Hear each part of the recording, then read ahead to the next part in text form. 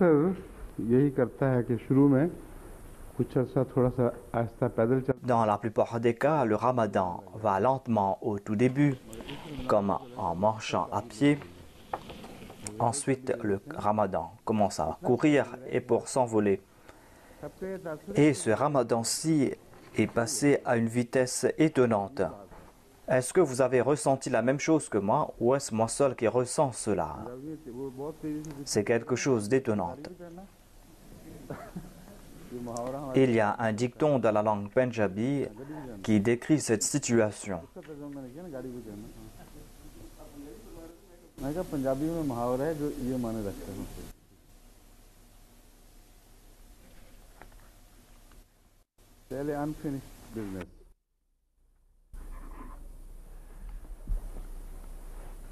एक ये रब्बा से एक हमारे आलिम हैं जो माहिर हैं माशाल्लाह ग्रामर के बहुत De Rabwa, nous avons un de nos érudits qui est un expert de la grammaire. जो तजवीद का इल्म है उसका भी बहुत शौक है En sus de cela, il a une connaissance du tajwid, c'est-à-dire des règles de la prononciation du Saint-Coran. Il a fait de grandes études à ce sujet. ये फरमाया था कि तजवीद Mais auparavant, il m'avait présenté ses points de vue concernant le tajwid. वगैरह ये सारी चीज़ें Et il m'a dit que les signes du tajwid, parmi lesquels il y a le mime, waqfa et tout cela concerne les règles du tajwid. तजवीद है या नहीं मगर Tajwid signifie bien réciter le Saint-Coran, bien prononcer le Saint-Coran. Je ne sais pas si cette connaissance concerne la tajwid, à savoir comment s'arrêter, où s'arrêter lorsqu'on récite le Saint-Coran. इस इल्म का नाम क्या है Monsieur Momin sait cela peut-être. जो वसी इल्म है Comment est-ce qu'on appelle cette branche de la connaissance? Il y a tout d'abord Tajwid, qui est une connaissance très vaste et qui concerne aussi la qira'a, ou la prononciation. और एक है क़िराअत Tajwid signifie comment prononcer les lettres arabes. की बात यह है कि कहाँ वक्त Ensuite, il y a la qira'a. Je pense que les principes dépendent du tajwid. Ensuite, il y a aussi ces règles, comment s'arrêter, où s'arrêter lorsqu'on récite le Saint-Coran. Est-ce que cela concerne la qira'a ou le tajwid? कौन सी जगह ठहरना है कौन सी जगह नहीं कहाँ जल्दी En tout cas, nous n'allons pas débattre à ce sujet. Il y a donc cette branche de la connaissance qui concerne où s'arrêter lorsqu'on récite le Saint-Coran. ये रसूल आहिर सल्लल्लाहु Et j'ai dit à cette personne que vous pensez erronément que बल्कि ces principes du tajwid ont été mis en place par le saint prophète sallallahu alayhi wa sallam. Il n'en est pas ainsi. पुराने Arab Je lui ai expliqué que Saudi Arab के अब से पूर्व vous croyez que ces règles ont été mises en place par le saint prophète. Je lui ai montré des exemplaires du Saint-Coran publiés auparavant, publiés en Arabie Saoudite. En Asie, après les versets, il y a les lettres la, la, में नहीं है et on récite les versets les uns après les autres d'un seul souffle. मगर वो एक On ne voit pas ces mêmes lettres dans le Coran publié en Arabie Saoudite. Et je lui ai cité d'autres exemples. Voilà donc ses pensées à lui. Mais il insiste à ce sujet. Des fois, la connaissance fait naître une certaine raideur. On doit éviter cette raideur. La connaissance est une bonne chose, mais on doit éviter cette raideur. मगर मुझ पर यही तासुर है Les propos qu'il a présentés concernent cette raideur. Qu'Allah nous en pardonne. Mais voilà ce que je comprends à ce sujet. हालांकि ओरेया पढ़ना चाहिए Il a déclaré que माँ वोरेया vous avez récité Wuriya पढ़ना चाहिए alors qu'on doit prononcer cela Uriya. Ma Wuriya, on devait prononcer Uriya. Je ne sais pas d'où il a trouvé cela. Le verbe est wara yuwari.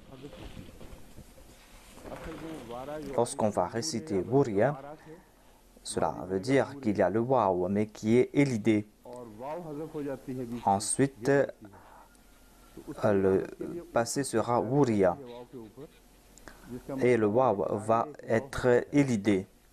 Et c'est pour cette raison qu'on place un dhamma inversé sur la waw. चुनाचे मैंने फिर इनके कहने पर Et cela ne veut pas dire qu'on doit prononcer cela Uriya. Ainsi, j'ai étudié 3 exemplaires du Saint-Coran publiés dans les pays arabes. Partout, il y avait la dhamma sur les waw. Mais on avait placé un petit dhamma pour nous faire comprendre qu'on ne doit pas citer cette lettre. La prononciation est Uriya, mais on ne doit pas prononcer la lettre waw. Donc ce n'est pas la peine de faire de longs débats à ce sujet. Selon moi, Uriya est exact et je vais le réciter tel quel. La racine est Uriya, c'est ainsi que je vais réciter Uriya. Cela ne change pas le sens et on n'a pas de preuve contre cela. Les ulémas qui sont ici, lorsque je leur ai parlé, il y a M. Momin qui est là, et ils ont accepté ce fait, à savoir que l'on doit prononcer cela comme Uriya et pas Uriya. Puisqu'il y a des différences d'opinion à ce sujet, c'est pour cette raison que je ne vais pas donner le nom de cette personne.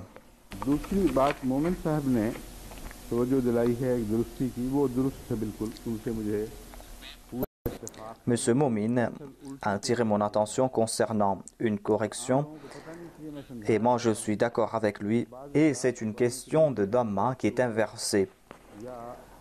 Ce sont des faits que les gens ignorent, je dois expliquer cela. Des fois, dans le Saint-Coran, il y a plusieurs exemples. Par exemple, il dit Yasu'o. Il y a la dhamma inversée. Et même si on ne trouve pas cela, on doit se souvenir de ce principe, à savoir quelle est la manière de prononcer cette lettre. Je n'ai pas vérifié cela partout, c'est pour cette raison que j'ai des doutes, mais en tout cas, j'ai quelques exemples. Il y a par exemple Yasu'o. Monsieur Momin a déclaré que j'ai compris que peut-être vous avez prononcé cela Yasu'u. Et ainsi j'ai prononcé cela Yasu'u. Puisque la dhamma nous fait comprendre que la waw ou la lettre waw a été élidée, c'est pour cette raison que l'on devait prononcer cela Yasu'u.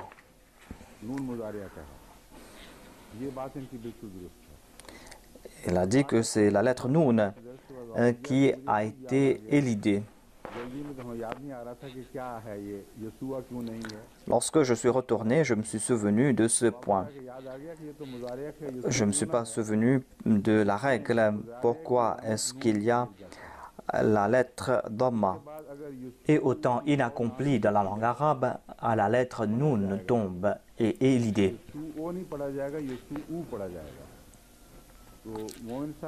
On va donc prononcer cette lettre. On ne va pas prononcer cela comme Yasu'u, mais Yasu'u. Donc je suis reconnaissant envers M. Momin. En tout cas, moi j'avais oublié cela. S'il ne m'avait pas fait un rappel à ce sujet, eh bien cette erreur serait là. Et nombre d'Ahmadis auraient prononcé cela Yasu'u. En tout cas, on doit faire de telles corrections afin qu'il n'y ait pas pareille erreur. M. Momin a présenté plusieurs exemples. Ensuite, il y a Yalwouna. Ensuite, il y a Daoud. C'est pour cette raison qu'il y a cette dhamma pour montrer que la waw a été élidée ici. Ensuite, il y a Yasu'u.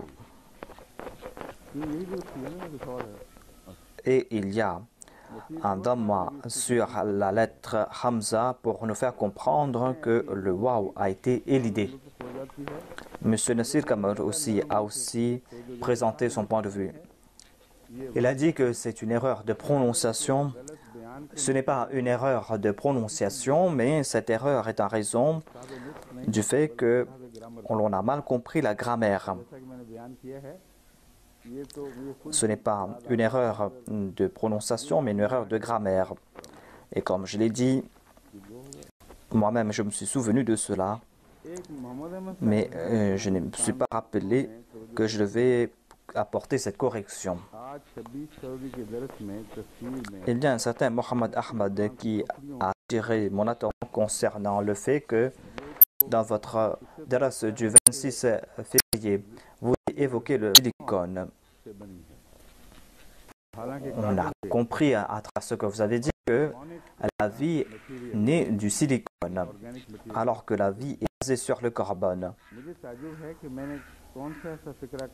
Et la vie dépend de ces matières organiques, du carbone.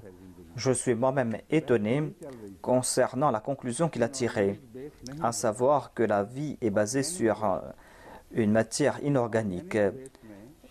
Je disais donc que la vie ne dépend pas de cette matière inorganique, mais d'une base organique. Mais comment a débuté cela alors que la vie est quelque chose qui fait naître la matière organique? Il faut qu'il y ait du carbone. Il y a ce groupe de carbone, de l'oxygène, et c'est un groupe qui est à la base de la matière organique.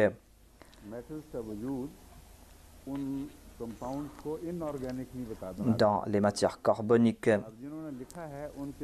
il peut y avoir certains métaux, mais cela ne transforme pas cette matière en une matière inorganique. Ainsi, dans chaque globule rouge, il y a une molécule de fer. S'il n'y a pas de fer, il n'y aura plus de sang.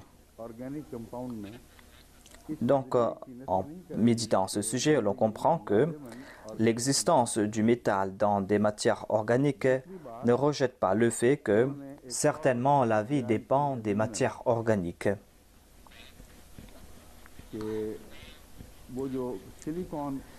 Il a évoqué un autre point qui concerne le silicone. Je veux tout simplement expliquer qu'il doit faire davantage de recherches à ce sujet. C'est un scientifique et il doit faire des recherches à ce sujet, car c'est un point très important, à savoir comment a débuté la vie et comment ces matières organiques sont venues en existence. Aucun scientifique musulman n'a eu l'occasion de faire des recherches, mais il y a un scientifique russe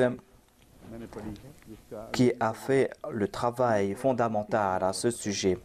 Et il a publié un ouvrage à ce sujet que j'ai lu. La traduction anglaise de cet ouvrage a été faite en 1938. J'ai lu cette traduction. J'ai lu cela avec grand intérêt car il a présenté ce sujet de manière facile à comprendre. Ensuite, en dépit d'être un athée, il a présenté des preuves contre l'effet du hasard. Dans son livre « L'origine de la vie », il a dit qu'il est impossible que cela s'est fait par accident, que ces progrès ont été faits par accident et qu'on arrive à ce stade où on arrive à voir les briques de la vie, comme l'ADN. Son livre a créé un remous dans le monde scientifique. Et après cela, en Occident, les gens ont été intéressés par ce sujet. Mais certains disent que c'est un certain Holding qui, en 1929, a publié un article à ce sujet et qu'il a publié cela en 1929. Mais puisque ce Russe avait déjà fait des recherches à ce sujet, c'est pour cette raison qu'ils ne peuvent pas dire qui est venu avant ou après. Et ils ne peuvent pas rejeter le fait qu'on a pu avoir les traductions partielles de l'ouvrage publié dans la langue russe et qu'il y a eu une traduction partielle de son ouvrage. Mais c'est quelque chose de secondaire. En tout cas, voilà ces deux scientifiques qui ont fait des recherches sur l'origine de la vie. Et ce fut la base de toutes les recherches futures. Ainsi, les scientifiques ahmadis doivent étudier ces ouvrages afin de guider les scientifiques qui commencent à s'égarer ici et là. Il y a par exemple des études faites aux États-Unis et en Europe, mais la plupart de ces études ont été faites aux États-Unis Et ils ont dit qu'à l'époque, lorsque la vie a été créée, il n'y avait pas d'oxygène. C'est pour cette raison qu'il y a eu des charges électriques qui ont créé cette matière organique dans les mers et cela a évolué. Voilà le point de vue qu'on avait pour un certain temps. Mais j'ai dit aussi qu'il y avait aussi des produits chimiques qui étaient réversibles.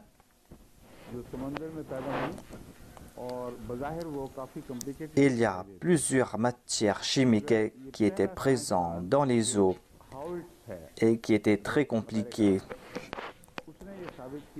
Mais il y a ce premier scientifique des États-Unis qui a prouvé que cette matière organique peut retourner. Et cela prouve aussi qu'en résultat de ces charges électriques, on a pu créer cette matière organique dans les mers et ces matières compliquées ou complexes ont été influencées par l'eau et sont retournées à leur état premier. Ainsi, ces matières ont été diluées au lieu de devenir plus compliquées. Il y a un autre scientifique qui a soulevé cette question, à savoir que c'est une soupe primordiale,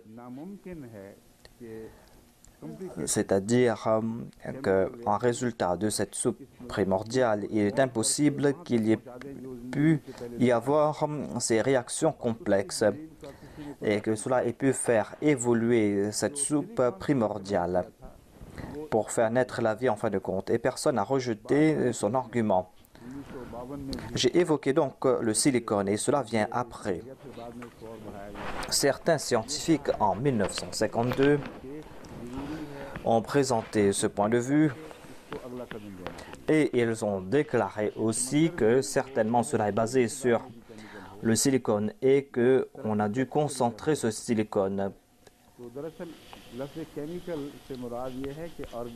afin que ces produits puissent progresser. En fait, c'est une matière organique.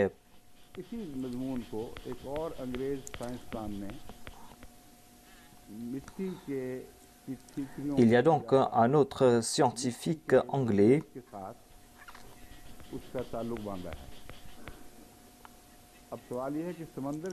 qui a fait des études sur de l'argile et qui a lié cela avec l'argile. On peut se demander maintenant comment est-ce qu'il y a pu y avoir cette argile dans l'eau et comment le silicone avait pu être présent, car pour cela il devait y avoir de l'absorption.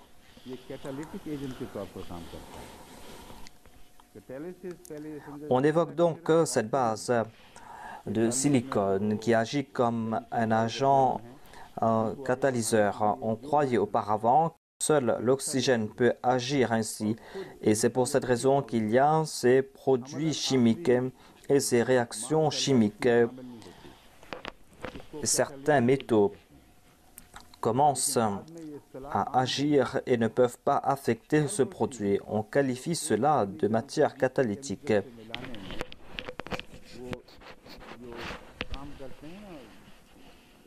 Tout produit qui agit entre deux produits chimiques et qui fait réagir ces deux produits chimiques et qui établit cette relation entre ces deux produits chimiques. Dieu a créé de tels métaux qui agissent ainsi, qui ont cette propriété, c'est-à-dire que de lier deux matières. Et si vous enlevez cette troisième matière, ces deux matières ne peuvent pas se lier. Donc cette troisième matière, cette matière catalysante, commence à agir ainsi. Ainsi donc, la vie n'était pas basée sur le silicone, mais le silicone agit pour absorber ces produits. Mais en tout cas, il y avait certainement de l'argile. À la surface d'une telle argile, lorsqu'il y a eu des rayons solaires qui ont frappé dessus, cela a facilité l'absorption. Cela a facilité l'absorption. Vous consommez aussi des comprimés contre des gaz. Ces comprimés absorbent l'acide gastrique. Il n'y a pas de réaction chimique.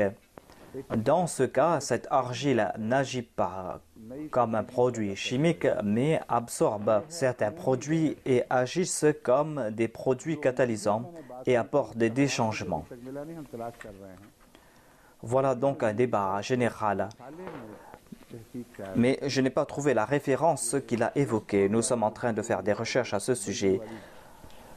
Et on a publié un article dans un journal, à savoir que il y a le silicone qui agit comme de l'argile.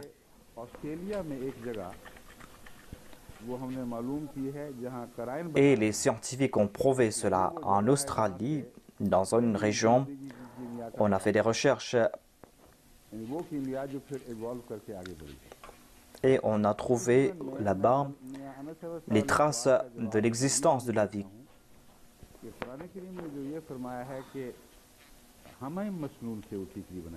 Donc je vais répondre à cette personne en disant que dans le Saint-Coran, il est dit Hama'in Masnoun.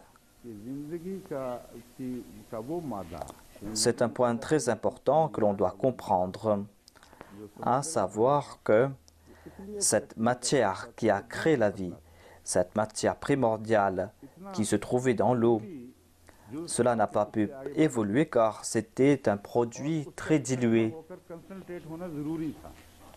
C'était une matière qui devait être encore plus concentrée. Les scientifiques ne disent pas que cela agit uniquement comme un agent catalysant, mais qu'il y a eu d'autres produits chimiques qui étaient présents et qui ont été influencés par l'électricité. Lorsque ces produits sont sortis, eh bien, ils ont eu l'occasion de se concentrer.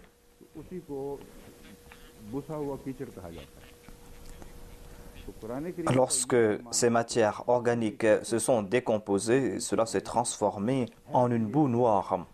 Ainsi donc, le Saint-Coran a déclaré que nous vous avons créé de cette boue noire. Et c'est quelque chose d'extraordinaire. C'est un miracle extraordinaire. Et les scientifiques ahmadis doivent présenter cela. Je suis en train d'étudier cela, pas comme un scientifique, je vous présente que les faits. Maintenant, c'est la tâche des scientifiques que de présenter cela. Ils ne doivent pas me demander c'est quoi cette formule. C'est cela votre tâche à vous. Vous devez m'informer si ces vérités que je suis en train de vous présenter, quels sont ces produits, quelle a été la réaction.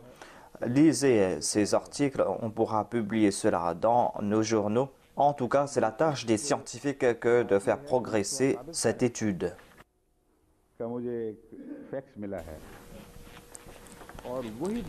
Monsieur Mustafa Sabit a envoyé un fax hier. Et j'ai dit la même chose à mes enfants une nuit précédente. Mais il y a une différence entre sa compréhension et ce que j'ai dit. Elle a dit que vous étiez en train d'évoquer la répétition que l'on trouve dans la vie de Moïse. Elle a dit que le pharaon a reçu 2 prophètes. Il est entré en contact avec 2 prophètes. Ce sujet doit être présenté autrement. J'ai expliqué cela à mes enfants que c'est un point que j'avais oublié. Et c'est un grand signe qui va nous faire comprendre un sujet sublime, à savoir que il y avait 2 prophètes à l'époque de Moïse. Moïse lui-même a été choisi par Dieu, mais Moïse a demandé à Dieu d'envoyer un autre prophète. C'est un fait particulier concernant Moïse, le fait qu'il a demandé à Dieu d'envoyer un autre prophète qui a été son contemporain. Mais cela ne s'arrête pas là. Et cela a attiré mon attention vers cette prophétie faite dans la Bible, à savoir que je vais t'envoyer un prophète parmi tes frères. Et j'ai compris un sujet important, à savoir que Hazrat Moussa alayhi salam, dans sa simplicité, a tout simplement demandé à Dieu de lui envoyer un aide qui fut temporaire. Mais quand Dieu a accepté sa prière, il lui a donné quelque chose d'extraordinaire. Il a dit que je vais t'offrir ton frère, mais on va voir l'exaucement de ta prière après. Il y aura un très grand prophète parmi tes frères, et c'était le saint prophète Mohammed Mustafa sallallahu alayhi wa sallam. Ainsi, il y a cette question de répétition. C'est un sujet très profond et ce n'est pas un fait subtil que Dieu voulait nous faire comprendre. C'est un sujet profond qui a pris la forme de ce point subtil.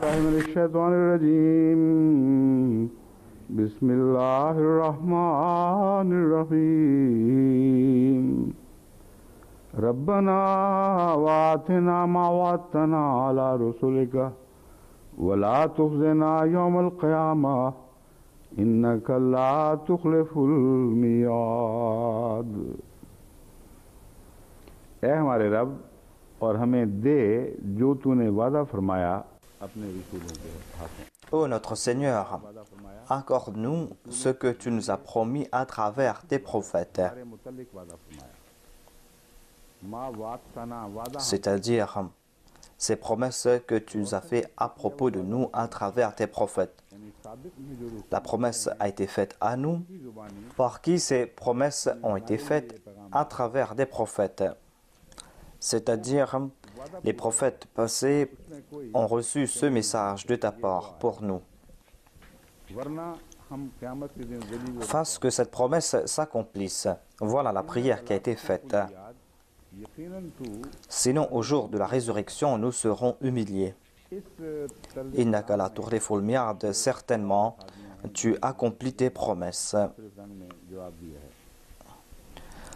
Certains exégètes ont soulevé quelques questions sur le style qui a été utilisé et j'ai déjà présenté des réponses à ce sujet.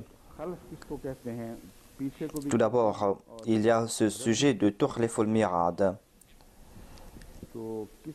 Que signifie khalf? Khalf signifie une chose qui est rejetée, quelque chose qui reste en arrière.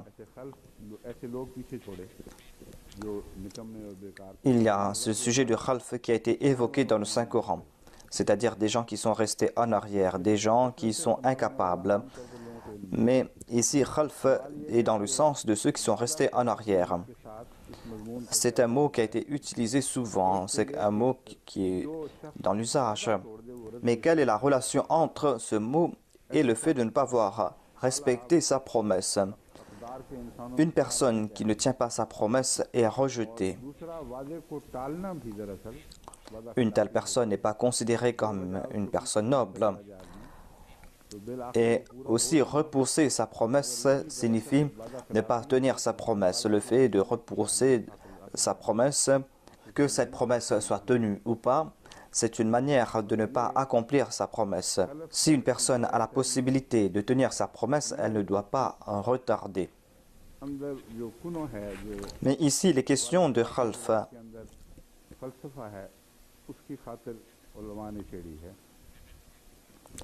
Il y a donc cette philosophie qui est derrière ce terme et les exégètes ont présenté ce point. Il y a le mot khilfa qui est dérivé de khalfa. Al-khilfa signifie prendre la place de quelqu'un. Tout comme il est dit, c'est-à-dire la nuit remplace le jour. Khalafa fulanun fulanan, c'est-à-dire que quelqu'un a repris les tâches de quelqu'un, tout comme il est dit dans le Saint-Coran,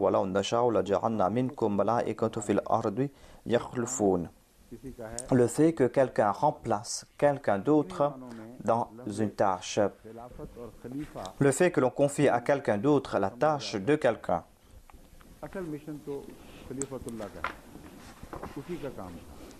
On peut comprendre ainsi le sens des termes khilafat et de khalifa.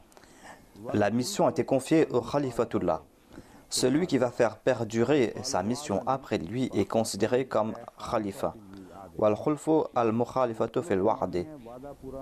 Yaqalu wa'adani fakhlafani ay khalafa fil mi'ad. C'est-à-dire ne pas tenir sa promesse.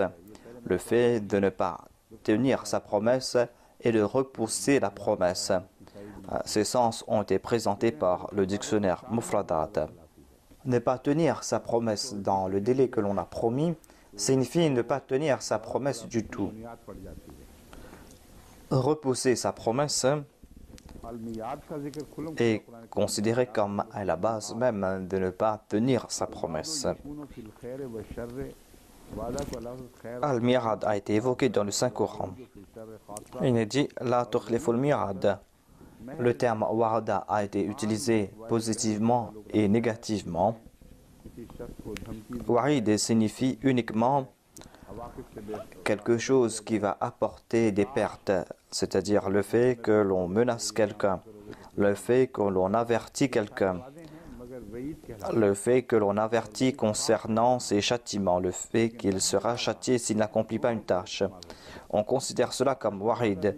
Ainsi, warid s'applique à ces situations, mais warda s'applique à ces deux situations. Il y a de bonnes promesses et il y a aussi les promesses concernant les mauvaises nouvelles. Tawadara signifie que les gens ont pris un engagement mutuel.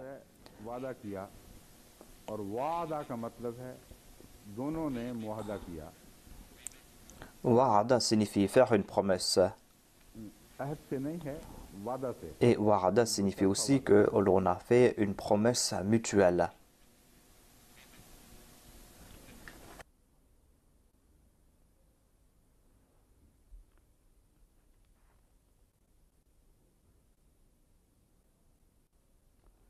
इस मेयाद के मानों में हज़रत इमाम राग़िब फरमाते हैं क़ाल अल्लाह फ़जल बैनना व बैनका मौइदन. L'imam Raghib a déclaré قال الله فاجعل بيننا وبينك موعدا قل لكم ميعاد يوم. Ici, il n'est pas question uniquement de promesse, mais il est question d'un délai qui a été fixé. C'est-à-dire, nous avons accepté ce délai. Voilà le terme mi'ad qui a été utilisé dans le Saint-Coran. L'imam Razi a soulevé cette question. Al-khulfu fil mu'adillahi.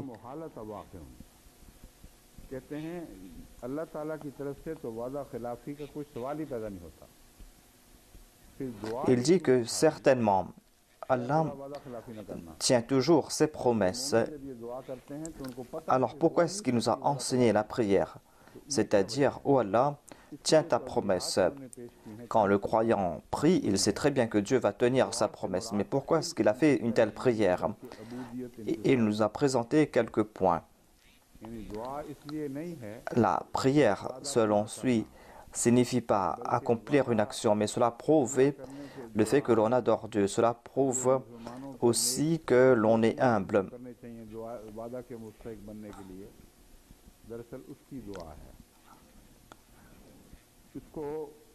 Les musulmans doivent accomplir de bonnes œuvres pour mériter cette promesse.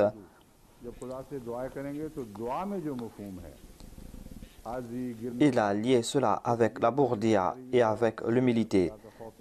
Quand on va prier, on va faire preuve d'humilité et cela va créer une grande humilité dans le cœur du croyant. Cela va générer en lui la crainte de Dieu.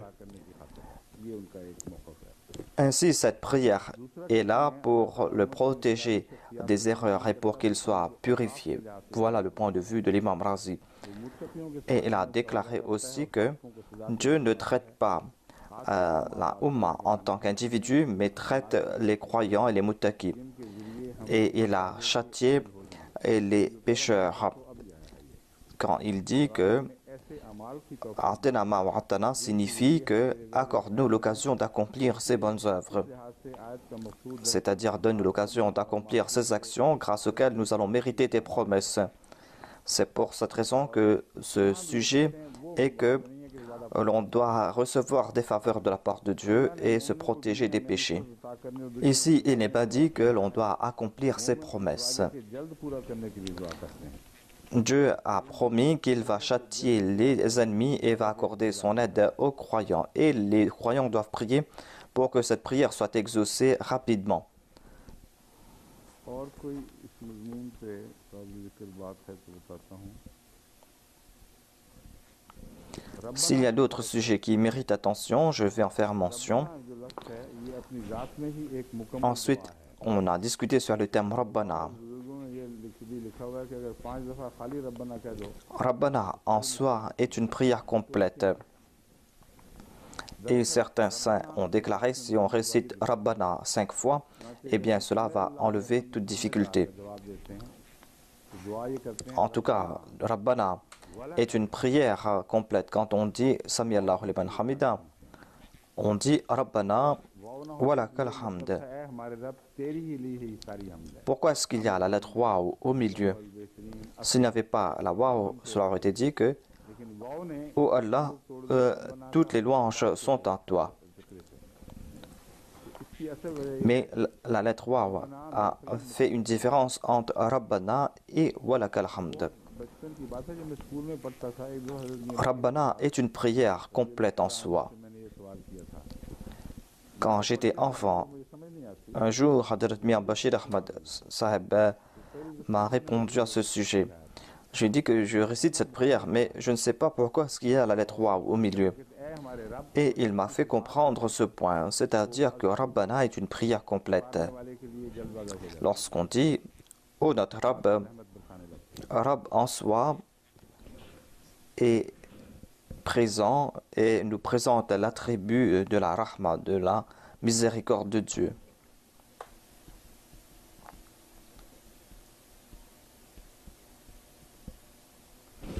एक रिवायत है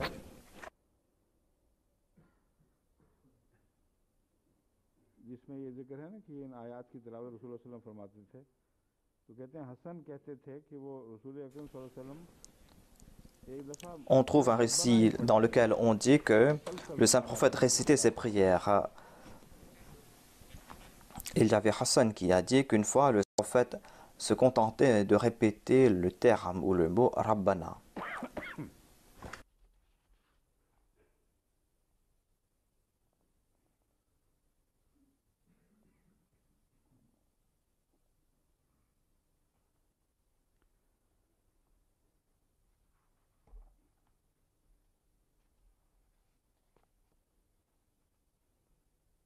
यहाँ भी उन असबाब के मुहैया होने की तौफीक है ये तफसीर कशाफ में दर्ज है जो इफ़ाए वादा On dit aussi que l'on demande à Dieu de nous accorder ces occasions pour que cette promesse puisse s'accomplir en notre faveur.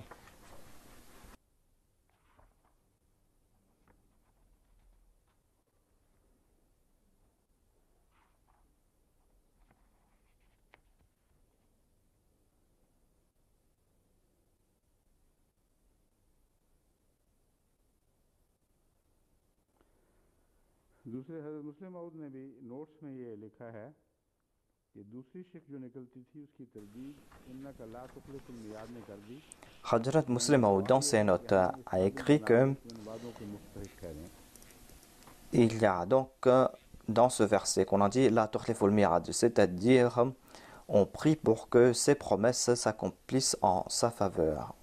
अब वापस इस आयत की तरफ आते हैं रब्बना व आतिना मा वातना अला रुसले का कि आयत पर गौर से ताल्लुक़ में इससे पहली आयत कहाँ है हाँ इससे पहली आयत को Avant de commenter sur ce verset, il faudra avoir en tête le verset précédent. वो माल ज़ालिमीन मिन अंसार पहली आयत इससे है 94 ربنا إنك من تدخل النار فقد أخزيته فما للظالمين من أنصار. C'est le verset 194. रब्बना Ensuite, il est dit ربنا إننا سمعنا مناديا ينادي للإيمان أن آمنوا بربكم فآمنا ربنا فاغفر لنا ذنوبنا وكفر عنا سيئاتنا وتوفنا مع الأبرار. जो लोग ये दुआ मांग रहे हैं L'on comprend un point à la lumière de cette prière, à savoir que si cette prière a été exaucée, साथ वफात हो गई eh bien, ces personnes vont mourir parmi les abrar. वादों के पूरा करने का जिक्र है Puisque ces personnes meurent en compagnie des abrar, pourquoi sont-elles soucieuses? Pourquoi sont-elles soucieuses concernant les promesses? Voilà la question qui est soulevée ici. En fait, ces promesses concernent la victoire de l'islam et le progrès de l'islam. Et les awalines, certes, s'ils sont décédés en étant vertueux, ils ne seront pas consolés tant qu'ils n'ont pas cette certitude qu'après eux, les autres vont accomplir ces tâches et vont remporter la victoire en étant musulmans. Et ils ne désirent pas que ces derniers faiblissent. En fait, ces prières sont pour ceux qui vont les succéder. Ainsi donc, le verset est « Huwallazi arsala rasulahu bil huda wa dinil haqqi liyudhhirahu ala ad-dini kullih walaw kariha al-mushrikoun » C'est un verset de la sourate Saf. Dans la sourate Fatah, on trouve ce même sujet. Il est dit « Wa kafa billahi shahida » et Allah suffit comme témoin.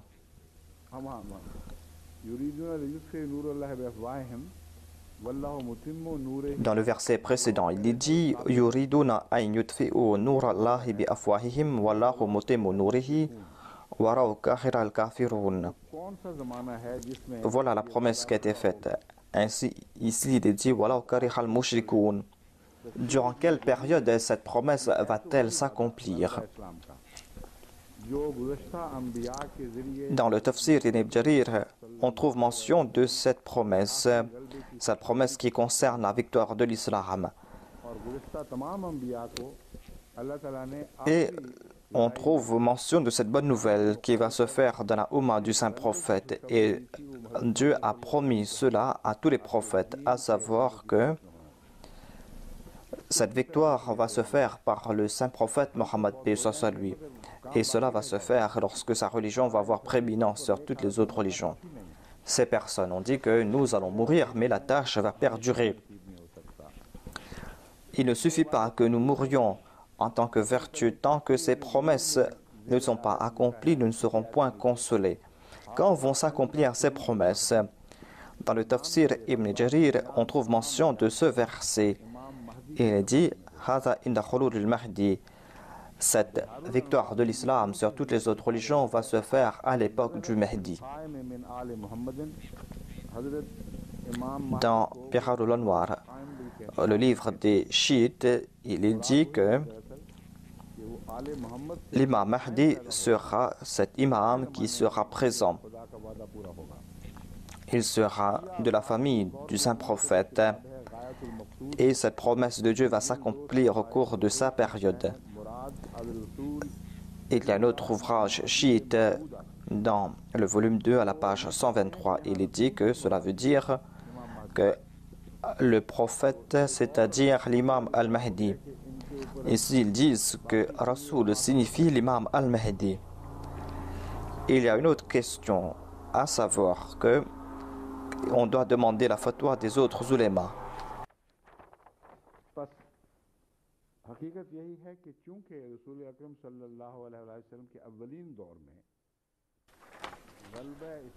La vérité est que, puisque au cours de la première période du saint prophète Mohammed Mustafa sallallahu alayhi wa sallam, la victoire de l'islam ne s'est pas passée tout comme cela a été promis, ainsi qu'on ait ses références ou pas, le témoignage de Dieu est là et certainement cette promesse va s'accomplir. Puisque cette promesse doit s'accomplir, c'est pour cette raison que si cela ne s'est pas passé au cours de la première période, eh bien cela va se faire après. Mais qui pourra accomplir cette tâche à part le fait que Isa alayhi salam ou l'imam al-Mahdi? Car après le saint prophète, il y a cette période ténébreuse et l'islam a progressé pour s'arrêter quelque part. Ensuite, les musulmans sont tombés dans le déclin. Voilà la période du Fajr Awaj.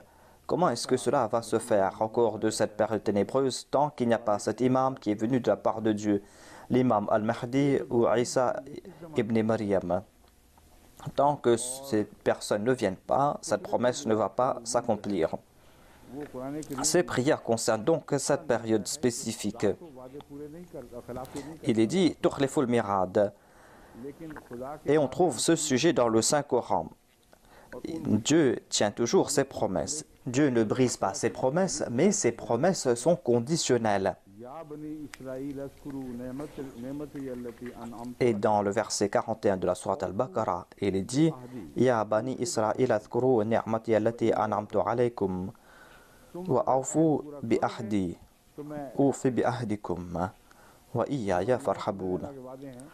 Si vous allez respecter votre engagement, eh bien je vais respecter l'engagement que j'ai pris.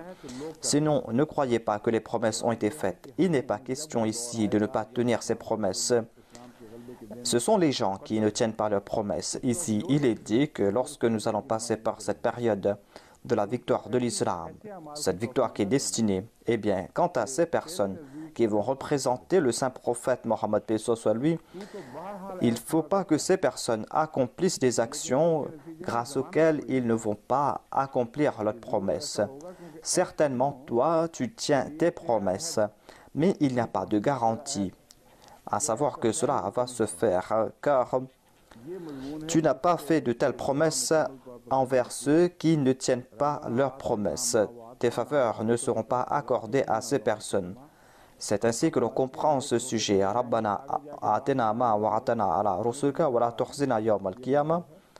C'est-à-dire, nous allons mourir en tant que vertueux, mais il faut que les autres aussi suivent cette voie. Toutes ces personnes vertueuses sont nées à l'époque du saint prophète, mais la promesse concerne la période antérieure. Les générations qui les ont succédées ont été négligentes et cette promesse en faveur de l'islam ne s'est pas accomplie.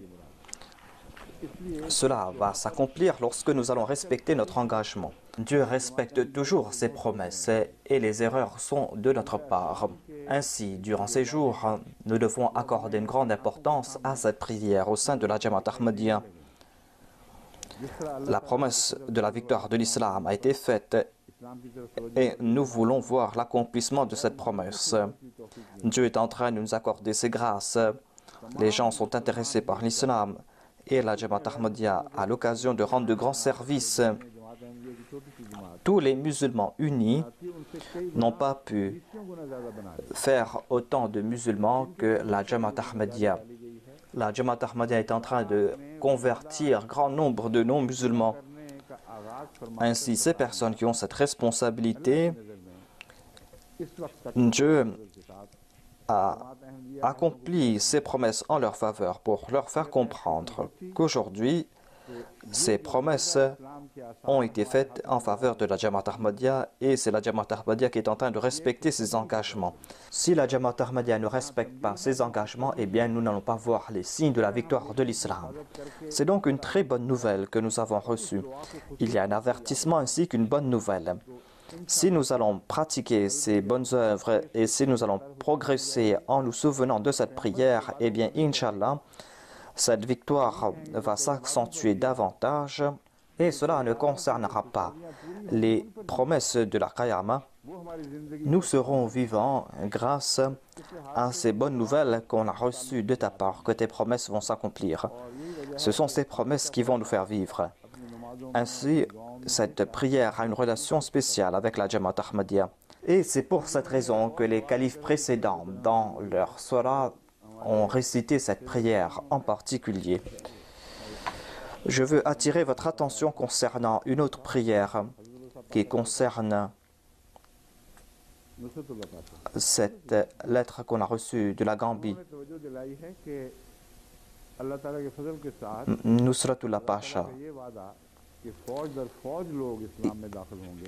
Et nous a fait comprendre que Dieu a fait cette promesse que les gens vont entrer en islam, armés par armés. Nous sommes en train de voir cela. Ce n'est pas une histoire. Ce n'est plus un fait du passé. Nous sommes en train de voir cela quotidiennement. Et en Gambie et dans 2 autres pays, par la grâce de Dieu, il y a plus de 100 000 personnes qui se sont jointes à nous. Ce sont des armées tout entières. Et dans ces pays, il n'y a pas 100 000 soldats. Et la personne qui a écrit a dit que je me souviens de ce verset qui a été révélé au saint prophète Idha ja'a nasrullahi wal fath. Et je me suis tourné vers cette dernière partie. Fasabbih bihamdi rabbika wastaghfirhu. La Jamaat doit agir selon ses préceptes. Et comment se faire? Il a cité un hadith, j'ai fait des recherches à ce sujet. On trouve 2 ou 3 prières à ce sujet.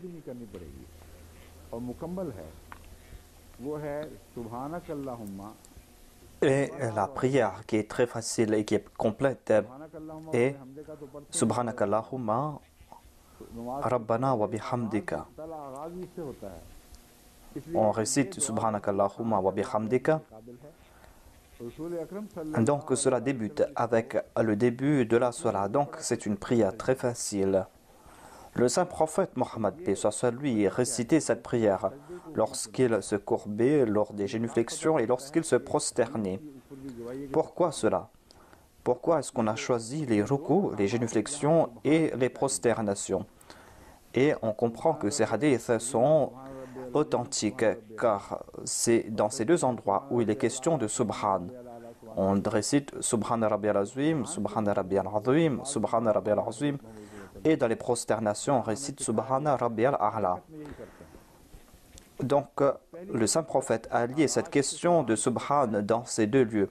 Voilà ce qu'on fait au cours de chaque rakat de prière. Donc, au premier rakat, on récite Subhan. Et ici, on récite Astaghfirullah Rabbi. Subhanakallahumma Rabbana wa bihamdika. Astaghfirullah Rabbi. Oui, Allahumma ghfirli au lieu d'Astaghfirullah. Dans le hadith cité par Bukhari, on trouve Astaghfirullah Rabbi ou à la place d'Astaghfirullah Rabbi, Allahumma ghfirli. Subhanakallahumma Rabbana wa bihamdika. Allahumma ghfirli. Oh mon Seigneur, pardonne-moi. On doit se souvenir de cette prière. Réciter cette prière au cours des rukus, au cours des sajdas. Ensuite, il est question de la tukhliful mi'ad. Et cette période va se rapprocher davantage de nous, Inch'Allah.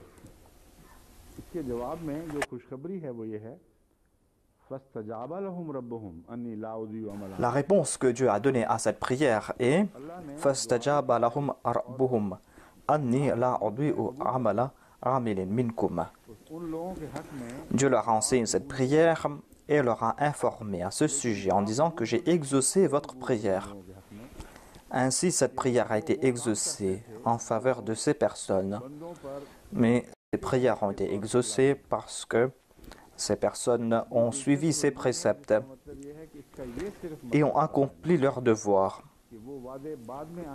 C'est un sujet très intéressant. Et cela veut dire que on ne doit pas croire que cette promesse va s'appliquer à ceux qui vont venir après uniquement. Cette promesse va s'accomplir en faveur de ces personnes. Et ensuite, il est dit par la suite que après cela, l'islam va remporter la victoire. Mais c'est une promesse qui a été faite au cours de la première période. Et cette première période ne sera pas vide. Ensuite, Allah a déclaré Fastajaba. Ainsi, il a guidé ceux qui ont succédé à ces premiers musulmans. Il est dit que cette promesse a été accomplie en faveur du saint prophète et de ses suivants. Ainsi, toutes ces bonnes nouvelles qui concernent cette première période, cela va se faire grâce à l'exaucement de la prière. Certainement, ces personnes ne seront point embarrassées dans l'au-delà. On nous a expliqué pourquoi est-ce que Dieu a accompli cette promesse en leur faveur. Les explications ont été données par la suite. Que ce soit des hommes ou des femmes, en tout cas Dieu a décrété que leurs actions ne seront pas vaines. Certainement, ces personnes ont accompli de bonnes œuvres et c'est pour cette raison que ces prières ont été exaucées. Ensuite, il est dit « Bardakum min barda »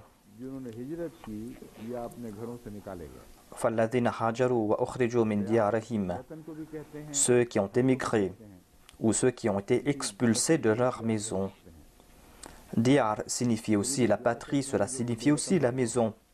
Cela signifie aussi son village ou une ville.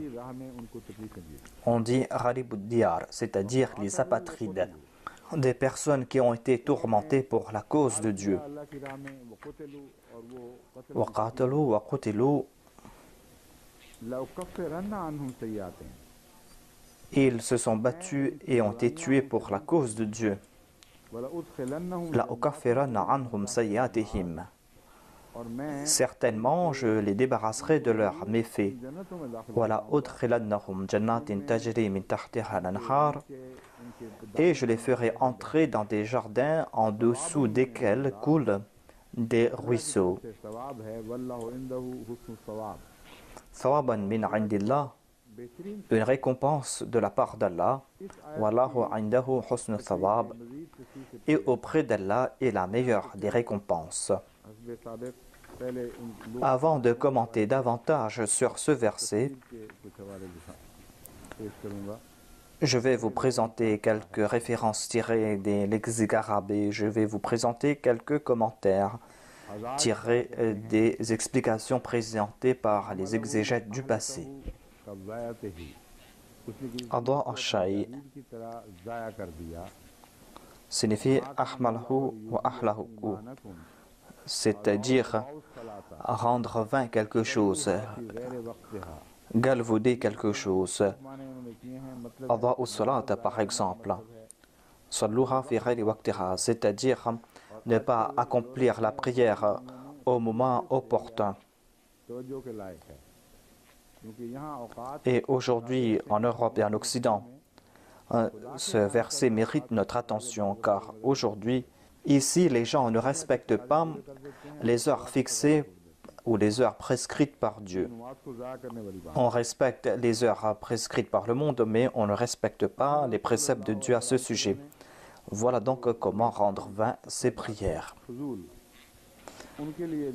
Le saint prophète Mohammed Mustafa sallallahu alayhi wa sallam nous a interdit de faire des dépenses inutiles.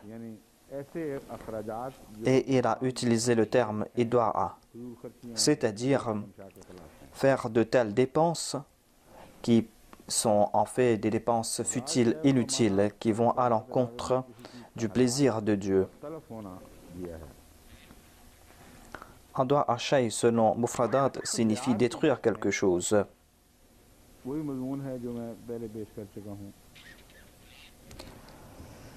On a expliqué le terme diyar et cela a été présenté par moi auparavant.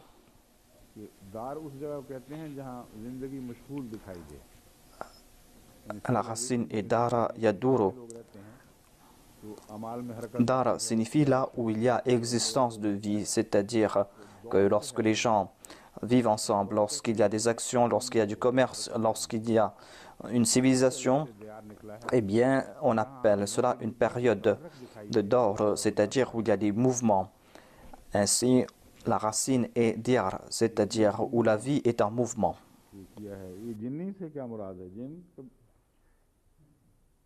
आजकल एक जिन्नी का लफ्ज़ पाकिस्तान में बड़ा पॉपुलर हुआ है सिपाही साहबा में पता है वो उस किस्म का लफ्ज़ तो नहीं है इसलिए पूछ रहा हूँ जिन्नी को लिखा हुआ है जिन्नी को वो एक मौलवी साहब हैं सिपाही साहबा के लीडर उनका Il y avait un mullah des Sipa Sahaba, de ces défendeurs des compagnons du saint prophète qui désirait toujours insulter les imams des Ahl Bayt d'une manière ou d'une autre. Ainsi, il a dit que j'ai fait beaucoup de recherches, j'ai remué ciel et terre. Je ne comprenais pas comment le faire, mais maintenant j'ai compris cela. On dit que la mère du 12e imam des chiites était une djinn. Et certainement, si l'on insulte le fils d'un djinn, on sera récompensé. Ce sont des faits absurdes, si absurdes que cela nous fait dresser les cheveux sur la tête. Et j'ai reçu la cassette de cette personne. Cette personne a insulté à tel point cet imam, alors que c'est là une histoire farfelue. Il a dit que puisque c'est le fils d'un djinn, eh bien certainement on va devoir l'insulter. Ainsi, c'est pour cette raison que je demande c'est quoi le terme djinn ici.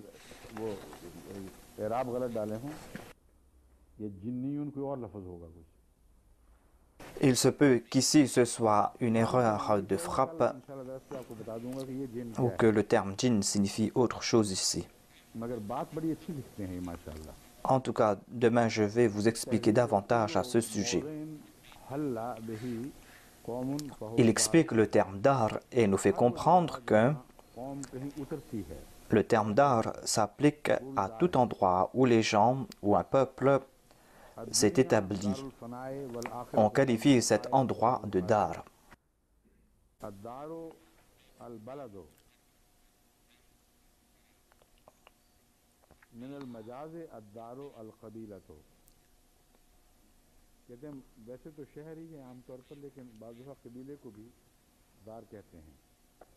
On a expliqué encore une fois le terme dar. Et le terme dar s'applique à une ville ou à une tribu.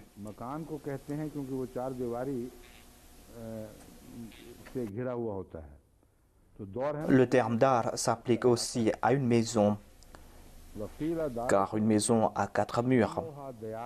Et dor signifie entouré.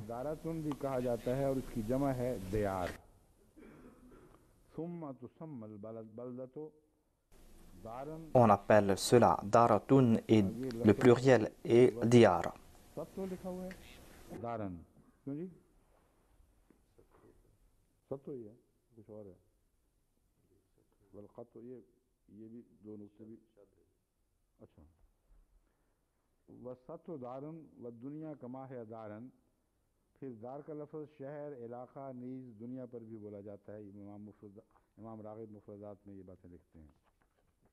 Dar signifie la ville, dar s'applique aussi au monde. Il y a des explications qui ont été présentées à propos du terme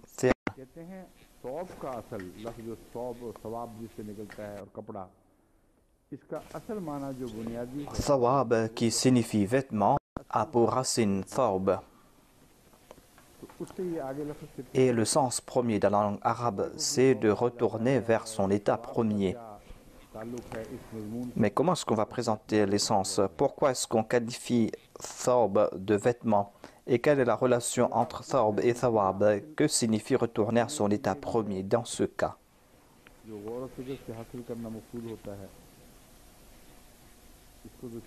Thawb signifie aussi tirer une conclusion après une longue méditation.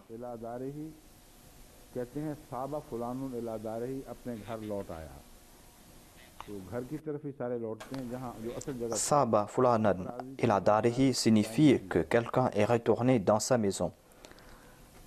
Le voyage est quelque chose de temporaire et la maison est quelque chose de permanent. Sabat ilayya nafsi, c'est-à-dire que ma respiration est retournée.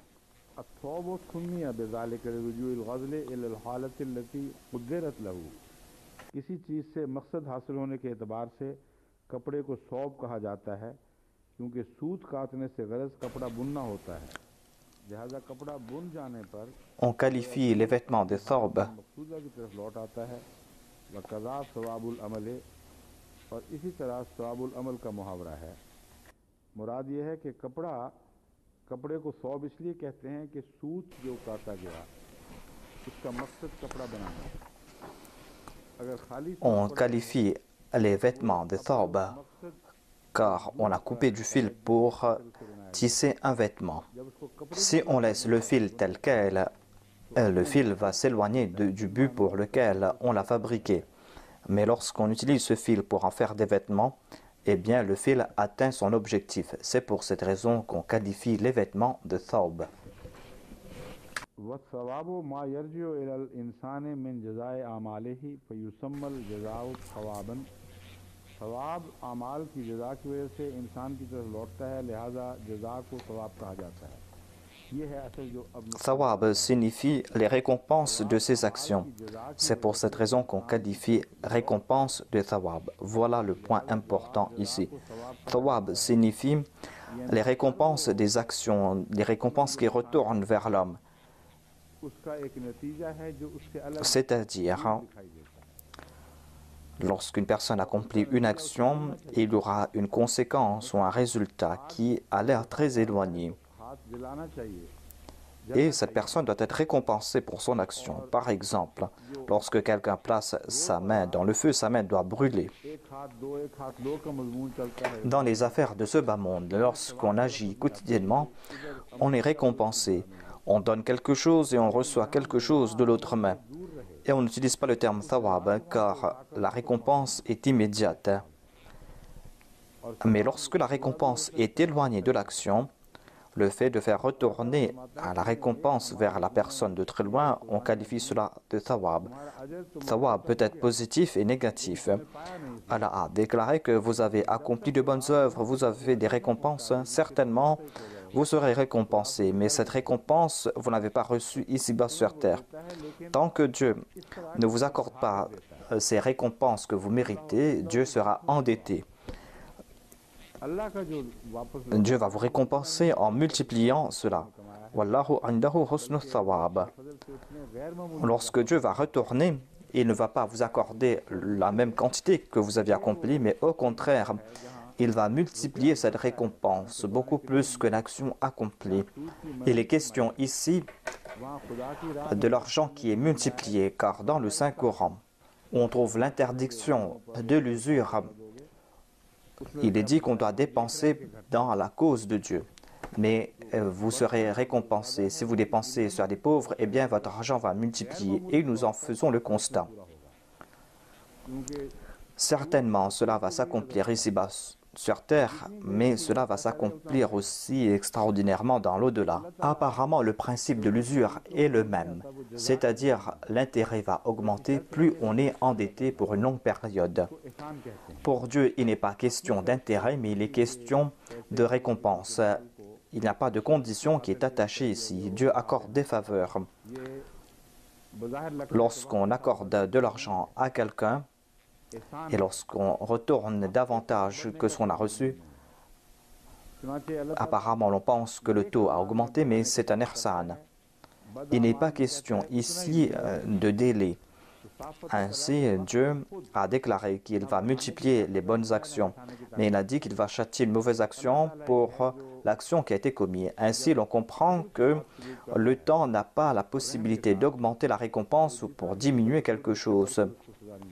Lorsque Dieu traite quelqu'un avec justice, lorsqu'il traite avec miséricorde, eh bien, il ne châtie pas une personne au-delà de la faute commise. Mais lorsqu'il accorde des faveurs, eh bien, il multiplie les récompenses qu'il accorde à la personne. Voilà le sens de thawab.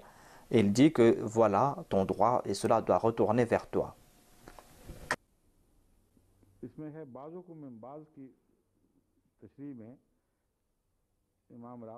L'imam Raghib a commenté sur la partie du verset où il est dit « Bardukum min bard ».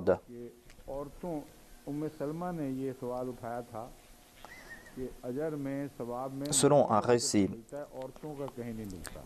il y a Salma qui a posé cette question que on trouve mention des récompenses pour des hommes et pas pour les femmes. Et c'est pour cette raison que Dieu a révélé ce verset. J'ai déjà parlé à propos de la raison de la révélation de certains versets. Certains exégètes ont donné une grande importance à ce sujet et ainsi ils ont détourné le sens de certains versets du Saint-Coran. Il y a des versets dont le sujet est pour la perpétuité, mais ces personnes limitent ce verset à une période, alors que ce sujet est perpétuel. Et dans d'autres versets du Saint-Coran, on trouve mention des récompenses et des châtiments concernant les femmes.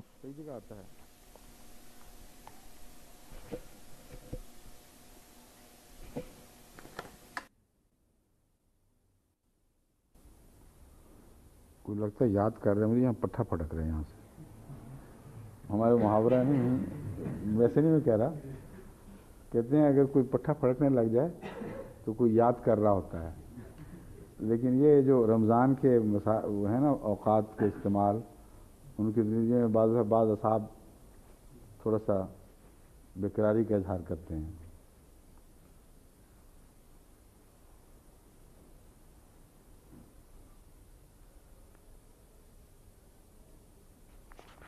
बाकी तो कोई ऐसी ख़ास बात नहीं है।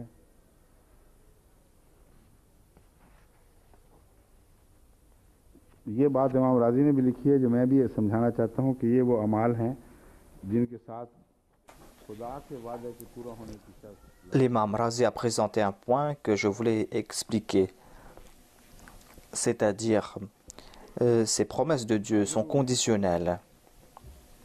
एक दूसरे को एक इलाके को छोड़कर दूसरी जगह जाना, एक आदत को छोड़कर किसी और आदत की तरफ जाना, ये सब हिजरत कहलाता है। Hajaru signifie émigrer, quitter un endroit ou abandonner une habitude. Tout cela est qualifié d'émigration ou de hijra. मुत्तकीन होगा जो भी है इसमें लिखा ये है कि फल्लज़ीन हाजरू व उखरिजू में हसब ज़ैल अफराद मुराद। Dans ces commentaires présentés par des chiites concernant le verset Falladhina hajaru wa ukhriju, on ne mentionne que quelques personnes uniquement, parmi lesquelles il y a Hadrat Amirul Muminin alayhi salam, Hadrat Salman Farsi, Hadrat Abu Zar Khafari. Et Udu fi sabilillah signifie Ammar bin Yasir, selon eux. Voilà, ici s'arrête toute l'histoire de l'islam. Cette promesse s'est accomplie ici selon les chiites.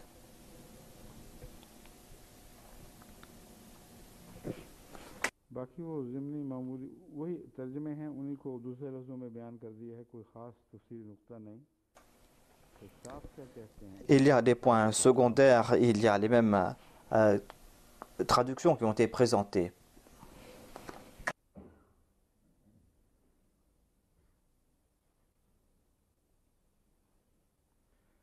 कहते हैं इसमें सुस्त अफराद जो सवाब के मुतमन्नी रहते हैं उनको तंबीह है कि अगर ये On a averti les paresseux qui ne veulent pas accomplir des œuvres mais qui veulent avoir des récompenses.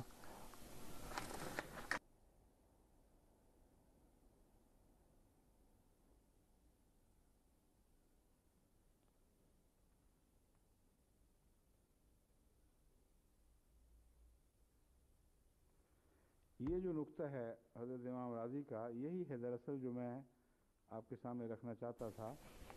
और हज़रत इमाम राज़ी इस पर Il y a un point présenté par l'imam Razi que je voulais vous présenter. Et l'imam Razi a déjà commenté à ce sujet auparavant. Il est dit La ukaffiranna anhum sayyi'atihim. Et cela est un rappel concernant la prière précédente. Faghfir lana dhunubana wa kaffir anna sayyi'atina. C'est un point très important qu'on doit comprendre. Je vais expliquer cela davantage après.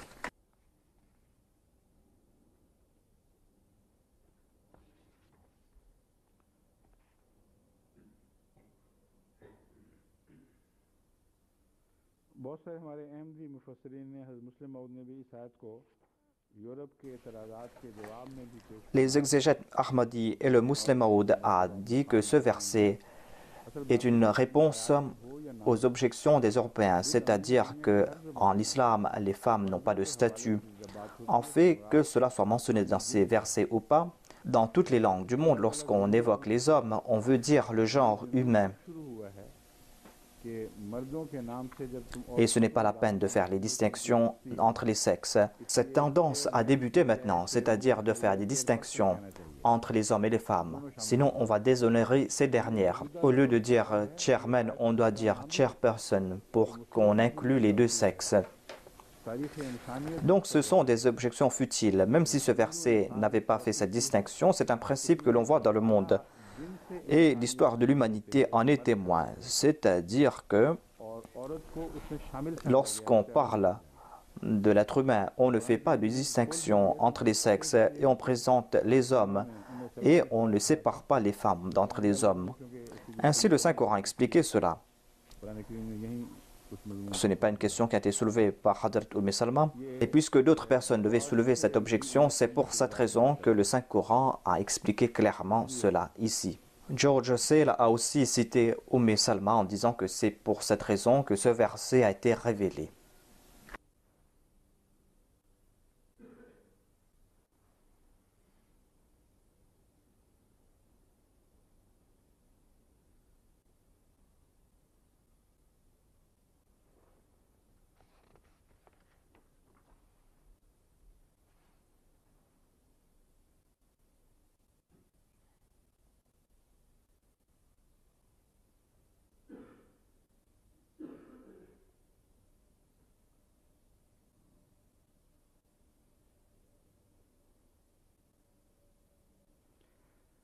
Montgomery Watt से ये सवाल उठाता है कि ये जो फरमाया गया है कि वो उखरेजू का इजाफा किया गया है वो जिन्होंने Monsieur Montgomery Watt a soulevé cette question concernant Ukhriju, ये कहते समझ नहीं आती कि वो खास ceux qui ont été expulsés de leur maison et ceux qui ont émigré de leur propre gré. Il a dit que je ne comprends pas cela. Est-ce que cela s'applique à une classe de personnes spécifiques, demande-t-il. मगर उसमें मफहूम निकाले गए था En premier, on trouve mention de ceux qui ont émigré. On ne trouve pas mention de ceux qui ont été expulsés. मक्के से निकाला ही नहीं गया Mais en tout cas, on a cela en arrière-plan. इरादे से घेरा डाला गया था Le saint prophète n'a pas été expulsé de la Mecque, mais on avait l'intention de le tuer, de l'assassiner. रहना मुहाल कर दिया गया Ainsi, en premier, cela s'applique au saint prophète, sallallahu alayhi wa sallam. लूट कर निकाल दिया गया Il ne pouvait pas rester à la Mecque. ऐसे थे जिनके निकालने Ensuite, का मतलब सिर्फ यह है il y a d'autres qui ont été expulsés, qui ont été spoliés de leurs biens. Il y a de telles personnes. कि ये तो पता चल Il y a d'autres qui ont quitté गया उनको मार la Mecque. C'est pour cette raison que M. Montgomery Watt est en doute. En tout cas, on sait très bien qu'ils ont été persécutés, que ces personnes ont été spoliées de leurs biens. कहीं मिल जाए तो अलग बात है अमूम नहीं मगर उखरेजू Peut-être qu'on ne va pas trouver de récits concernant des personnes spécifiques qui ont été expulsées, mais en tout cas, Ukhriju min diyarihim peut être expliqué autrement. C'est-à-dire lorsqu'on dit que ces personnes qui ont émigré pour la cause de Dieu, ces personnes ont émigré tout simplement parce que ces personnes ont été expulsées de facto de leur maison. Ces personnes ne pouvaient pas rester dans leur maison. Leur vie était impossible là-bas. Dans la sourate Al-Hajj, on trouve mention de ce sujet. Wa qatalu wa qutilu. Certains pensent de ce verset que ces derniers ont lancé les attaques en premier. Mais dans la sourate Al-Hajj, on comprend cela davantage. Udhina lilladhina yuqataluna bi annahum zulimu. La permission a été donnée de se battre à ceux à qui on a imposé la guerre auparavant. बल्कि पहले इनके खिलाफ क़िताल हुआ है On trouve mention de Qatala ici. Ce ne sont pas eux qui ont lancé ces attaques en premier. Au contraire, ils ont été attaqués en premier. Et lorsqu'ils ont répondu à ces attaques, certains sont tombés en martyrs. Wa inna Allaha ala nasrihim laqadir. À savoir que Dieu est apte à les aider. Ensuite, il est dit Alladhina ukhriju min diyarihim. Ici, il n'est pas question du fait qu'ils sont sortis de leur propre chef. Ils ont été expulsés. Et cela voudrait dire que ces personnes qui ont émigré हिजरत पर मजबूर कर ou ces personnes qui ont été expulsées de leur maison, में निकाला गया कि ce sont des personnes qui étaient contraintes d'émigrer. On les a fait sortir de leur maison dans le sens qu'ils ne pouvaient plus habiter dans ces lieux.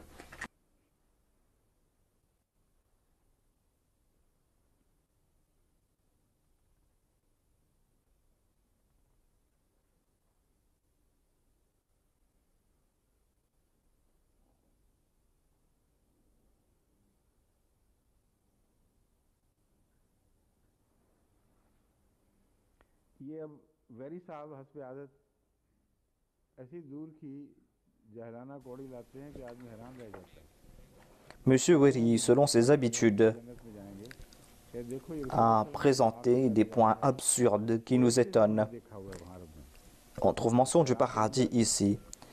Il a déclaré que cela a été fabriqué de toutes pièces par le saint prophète. Il dit que le saint prophète a vu ce désert, il a vu quelques dattiers, il a vu de l'eau.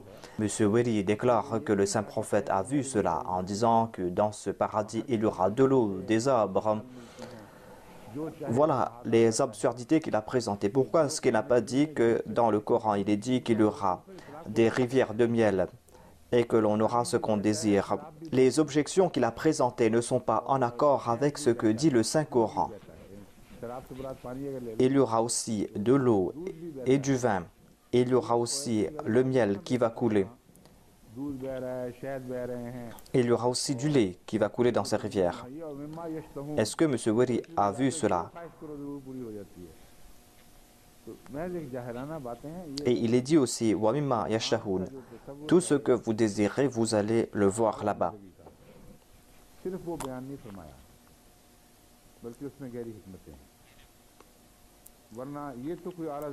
Ici, on ne trouve pas mention d'une vie excellente, mais il y a des points de sagesse qui ont été évoqués.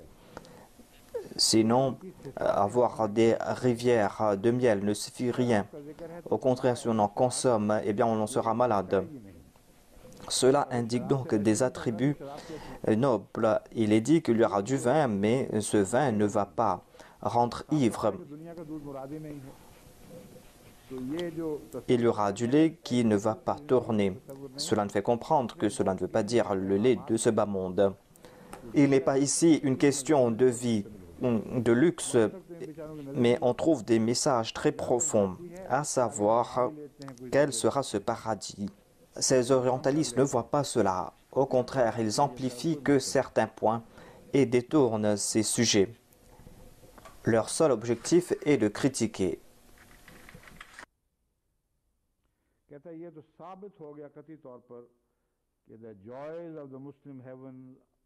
Il a déclaré qu'il a été prouvé que les joies des musulmans dans l'au-delà seront charnelles.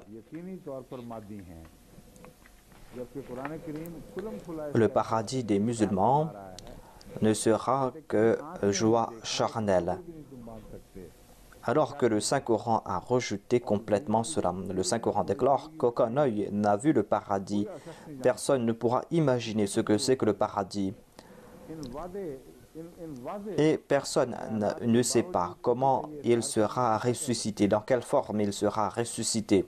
Après de telles déclarations aussi claires, si quelqu'un soulève des objections, que pourrons-nous faire davantage?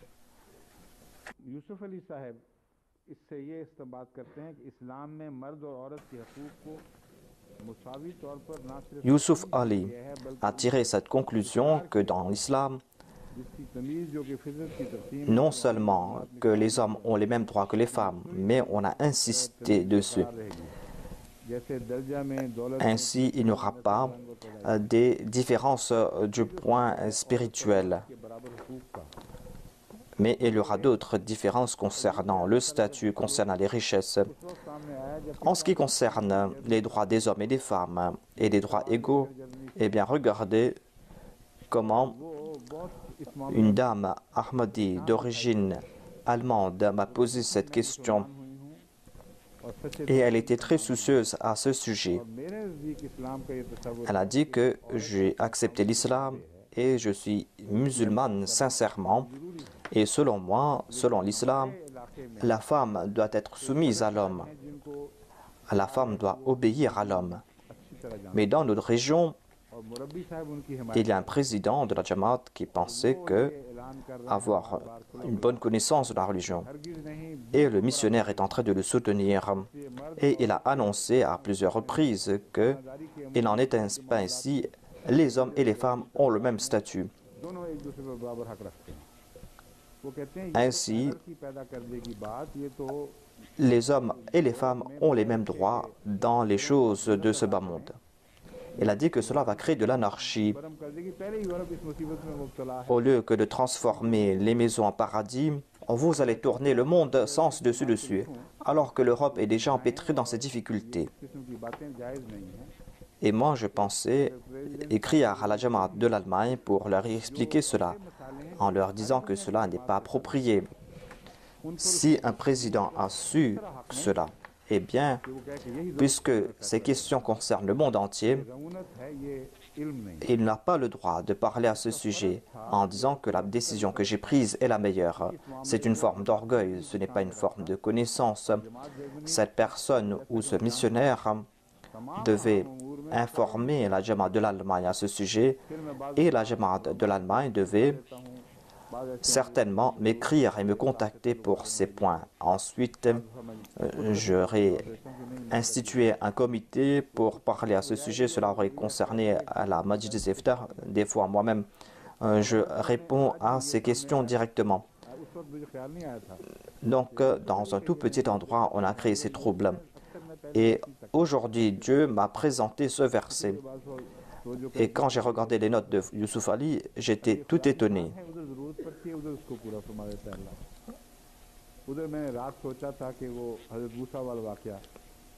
Donc Dieu m'a fait voir cela. J'étais en train de penser à ce sujet concernant l'histoire de Hadrat Moussa. Et il y avait une bonne nouvelle ici. Et je n'ai pas pu évoquer cela. Et j'ai reçu la nouvelle de Hadrat Mustafa Sabit et qui m'a fait un rappel à ce sujet. Voilà un autre exemple de ce genre. En ce qui concerne les hommes et les femmes, il faut faire la distinction entre les droits des deux et le fait que dans l'administration, certains ont le dessus au-dessus des autres. Ce sont deux choses différentes. Ce amir ou ce président de cette région qui a tiré cette conclusion que les droits égaux signifient que la femme n'est pas obligée d'obéir à son mari, pourquoi est-ce qu'il n'applique pas cela à lui-même? Est-ce qu'il a plus de droits que les autres Ahmadis? Il est un Ahmadi et tous les Ahmadis ont les mêmes droits. Tout Ahmadi de sa région peut-il annoncer que je n'ai pas le droit de t'obéir et que nos droits sont égaux? Si on établit de tels concepts, aucun pays ne pourra tourner. Il y a ces questions de droit partout en Angleterre et en Europe, c'est-à-dire que les hommes et les femmes ont les mêmes droits. Mais s'il y a un officiel, un responsable quelconque, et qu'on a fait de lui un qawam, eh bien dans ce cercle respectif, on va devoir obéir à ce qawam, à cette personne responsable.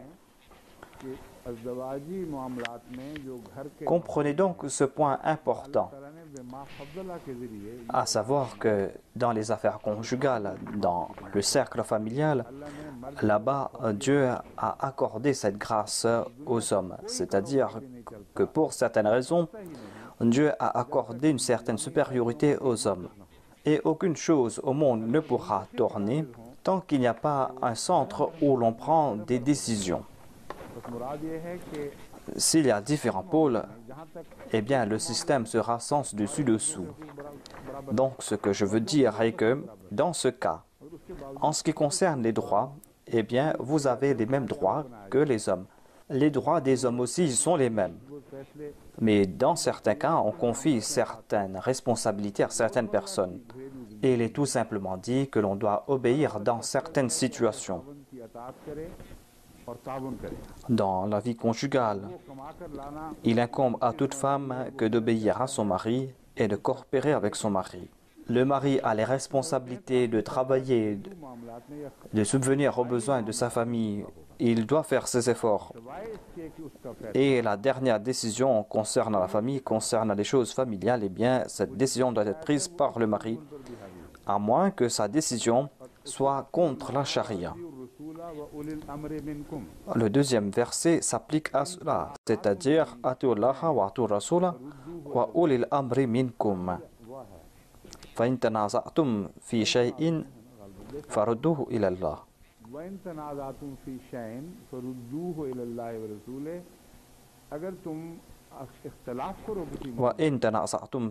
fi shay'in farudduhu ila Allah wa rasulih. S'il y a des différences d'opinion parmi vous, eh bien tournez-vous vers la décision prise par Allah et par son prophète. Vous ne devez pas sortir de ce cercle. J'ai dit que l'on doit obéir à ceux qui sont responsables, mais on n'a pas le droit de quitter l'ordre de Dieu. Si par exemple un mari insiste que tu dois être indécente, que tu dois partir dans des fêtes, que tu dois agir contre les enseignements de l'islam, eh bien dans ce cas, la femme a cette permission de ne pas obéir à son mari. Cela ne veut pas dire qu'elle doit se rebeller, qu'elle ne doit pas se mettre en colère, mais elle doit se maintenir sur les voies de la foi. Quand il est question de la foi, elle doit se tourner vers Dieu et son prophète. Mais elle va obéir dans les autres choses de la vie quotidienne. Le troisième point important est que les hauts responsables doivent suivre ce principe, à savoir de faire tourner ce système de manière silencieuse. Et si on a pris une décision à propos de quelqu'un, que cette personne ne ressent pas qu'on a donné un ordre. L'expérience que j'ai eue au cours de ma vie me fait comprendre que si vous adoptez cette méthode, eh bien ce ne sera pas la peine pour vous d'émettre des ordres. C'est pour cette raison que je donne ce message aux hommes, à savoir qu'ils ont fait d'eux des qawam. Et il n'est pas dit que vous devez utiliser de manière sotte votre prérogative. Si vous vous occupez de vos épouses, tout comme le dit le Saint-Coran, si vous allez suivre l'exemple du Saint-Prophète Mohammed lui et que vous allez les traiter avec aménité, si vous traitez quotidiennement vos épouses tout comme le Saint-Prophète traitait les siennes, est-ce qu'il était un qawam ou pas?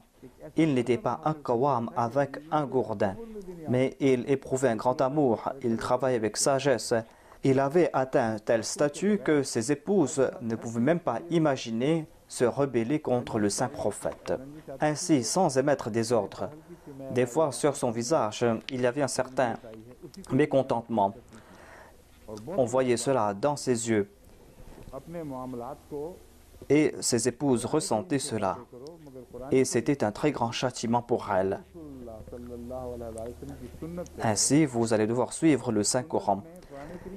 L'explication du Saint-Coran, c'est la pratique du Saint-Prophète Mohammed lui. Et on comprend cette sunna grâce au Saint-Coran, c'est-à-dire qu'il est question d'obéissance. Il n'est pas ici question d'obéir à un tyran. Il n'est pas ici question d'obéir à un dictateur. Puisqu'on s'acquitte de ses devoirs et puisque les droits sont les mêmes, et puisqu'on est en train de traiter avec les autres avec obéissance, eh bien on va certainement l'obéir. Ainsi, il n'est pas dit que vous devez assujettir les femmes en raison du fait que vous êtes des qawam. Vous devez corriger votre comportement, vous devez suivre la sunna et il ne sera plus question de débat. Je suis d'accord avec cette femme, à savoir qu'il y a une différence entre les questions des droits des hommes et des femmes et le centre des décisions dans la famille, c'est le mari. Mais il doit aussi prendre conseil. Le saint prophète aussi prenait conseil avec ses épouses. Qui est plus grand ulul amr que le saint prophète? Et il est dit aux femmes que s'il y a des différences d'opinion, eh bien, vous allez devoir vous tourner vers le prophète. Et sa décision est meilleure que toute autre décision. Et le saint prophète Mohammed était si gentil envers ses épouses. Et il était d'une grande gentillesse envers elles, s'occuper d'elles. Vous oubliez cela et vous vous souvenez tout simplement du terme qawam. Si vous allez agir ainsi, eh bien vous allez porter tort à l'islam et vous serez les seuls responsables et non pas l'islam.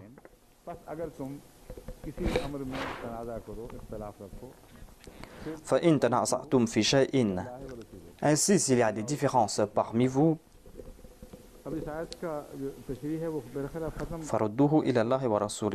eh bien tournez-vous vers Allah et son prophète. Donc je vais m'arrêter là sur le commentaire de ce verset car il ne nous reste qu'un seul jour.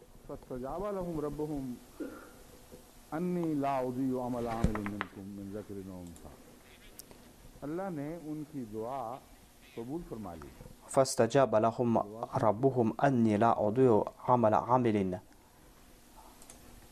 Allah répondit leur prière. Quelle fut leur prière? إننا سمعنا مناديا